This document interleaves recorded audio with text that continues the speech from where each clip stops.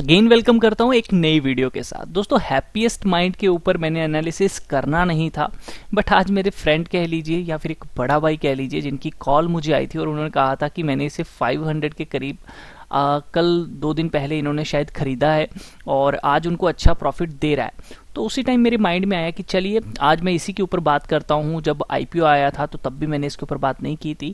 तो चलिए देखते हैं कि टेक्निकल एनालिसिस के बेसिस पे क्या अभी ये जो तेज़ी दिखाई जा रही है 5% की, पिछले दिन भी ये चला, कुछ दिनों से 3 दिन लगातार ये चलता आया है। आई थिंक 400 से ये काफ़ी ऊपर आ चुका है।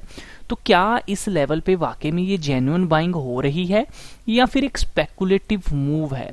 क्या वाकई में लोग इसको इंटरेस्टेड हैं खरीदने में या फिर बड़े प्लेयर खाली अपना माल बेचकर निकल रहे हैं?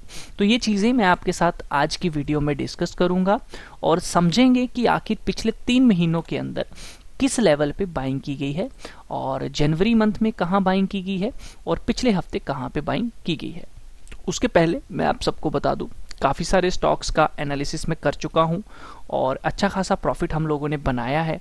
अगर आप वीडियो देखकर भी प्रॉफिट नहीं बना पा रहे हैं तो मैं इतना बोल सकता हूं कि आप छोड़ दीजिए स्टॉक मार्केट को। बस इतना कहना चाहूँगा आप लोगों को, क्योंकि एक 10 मिनट की वीडियो में सारी चीज़ें होती हैं। अगर आप उसको भी नहीं समझ पा रहे हैं ना, तो फिर आप कुछ नहीं कर सकते, इतना कह सकता हूँ।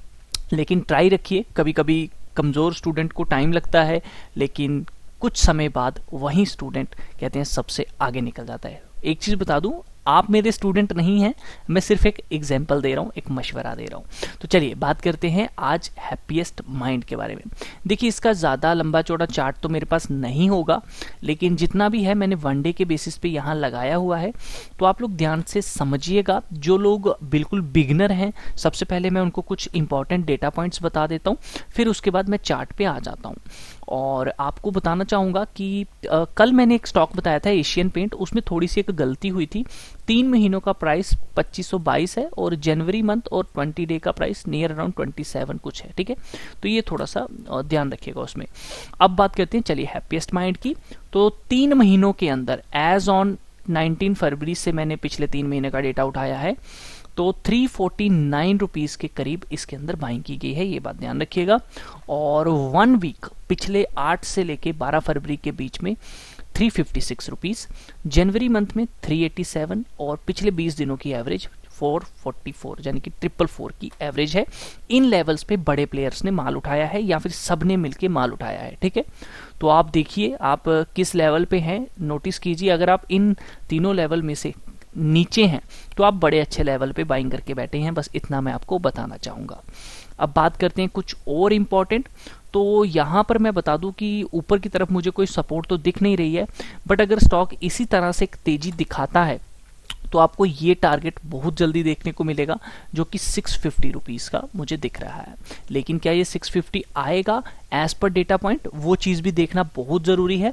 तो मैं आपको बता दूं, देखिए यहाँ पर एक इम्पॉर्टेंट चीज़ है, वो ये है कि अगर आप इसको ध्यान से देखेंगे तो सबसे पहले ये इस एक रेंज में चल रहा था, जिस रेंज को इसने पार किया। उसके पीछे इसने एक ये रेंज बनाई थी, उस रेंज को भी इसने क्रॉस किया। यहाँ पर आप देखेंगे कि ये जो एक ट्रेंड लाइन थी, ये जो ट्रेंड जो ब्रेक हुआ था, उसी ट्रेंड को इसने क्रॉस किया है और उसके ऊपर जाके ट्रेड हुआ है। तो जब भी किसी एक ट्रेंड लाइन को स्टॉक तोड़ता है, किसी रेजिस्टेंस को तोड़ता है, तो उसको टेस्ट करने के लिए ज़रूर आता है। और ये लेवल कौन सा बन रहा है?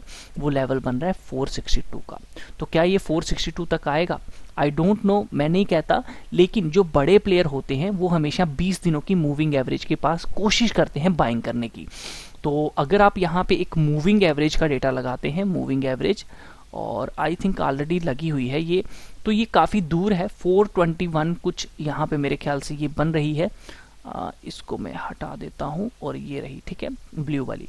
तो ये तो काफ़ी दूर है, 388 के करीब। चलिए वहाँ तक मुझे नहीं पता आएगा या नहीं आएगा, लेकिन एज पर डेटा पॉइंट क्या चीज़ें हो सकती हैं वो चीज़ आपको बता देता हूँ। तो पहले प्राइस एनालिसिस समझ लीजिए। मेरे हिसाब से जो मेरा एनालिसिस कहता है वो कहता है कि अगर ये इस कैंडल का हाई ब्रेक कर देता है और इसके ऊपर एक कैंडल क्लोज देता है, 559 के ऊपर अगर ये एक कैंडल क्लोज दे देता है, तो हम लोगों को एक स्टॉप लॉस डालना चाहिए 513 का और टारगेट होना चाहिए नियर अराउंड 650 का। बट अगर ये यहाँ से नीचे कंटिन्यू आता है तो तो यहाँ पे दिक्कत हो जाएगी, ये 463 तक आ सकता है, ये बात ध्यान रखिएगा। लेकिन डेटा पॉइंट्स क्या कहते हैं, चलिए उस चीज़ को समझते हैं। तो डेटा पॉइंट्स मैं आपको बताना चाहूँगा कि अगर मैं 3 दिनों की एवरेज लेके चलूँ तो एवरेज प्राइस इंक्रीज है, एवरेज टर्नओवर इंक्रीज है, एवरेज डिलीवरी भी इंक्रीज है, लेकिन जो हमारी एवरेज डिलीवरी परसेंटेज है वो डिक्रीज है। इसका क्या मतलब है, इसको समझिए।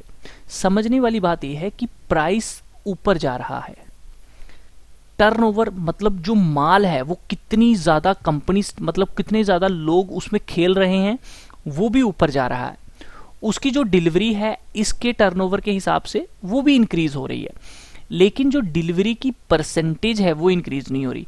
मतलब ये है कि अगर 10 लोग माल ट्रेड कर रहे हैं एक दिन का, तो उसके अंदर सिर्फ 2 लोग दो लोग क्या कर रहे हैं, 2 लोग ही क्या कर रहे हैं, सिर्फ जो मतलब डिलीवरी है वो उठा रहे हैं। अगर 20 लोग यहाँ पे ट्रेड कर रहे हैं तो इसके अंदर सिर्फ 4 लोग ही डिलीवरी उठा रहे हैं।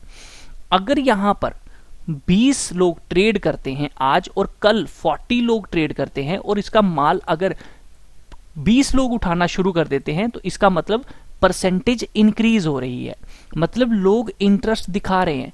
तो यहां पर हमें क्या दिख रहा है कि लोग इंटरेस्ट नहीं दिखा रहे हैं, प्राइस ऊपर जरूर जा रहा है, लेकिन लोग परसेंटेज इंक्रीज नहीं कर रहे हैं, बल्कि जो परसेंटेज है वो डिक्रीज हो रही है। इसका मतलब 10 लोग अगर ट्रेड कर रहे हैं तो उसमें से पहले जो एवरेज 3 लोग माल उठा रहे थे, अब प्राइस ऊपर बढ़ रहा है तो अब सिर्फ एक ही पर्सन उसका माल उठा रहा है। वो कौन हो सकता है, अब आप समझ सकते हो इस बात को, मेरा इशारा किस तरफ है, यानी कि छोटे प्लेयर्स इसको उठा रहे हैं, बड़े प्लेयर इसमें इंटरेस्ट नहीं दिखा रहे हैं। तो ये बात थोड़ी सी ध्यान रखिएगा।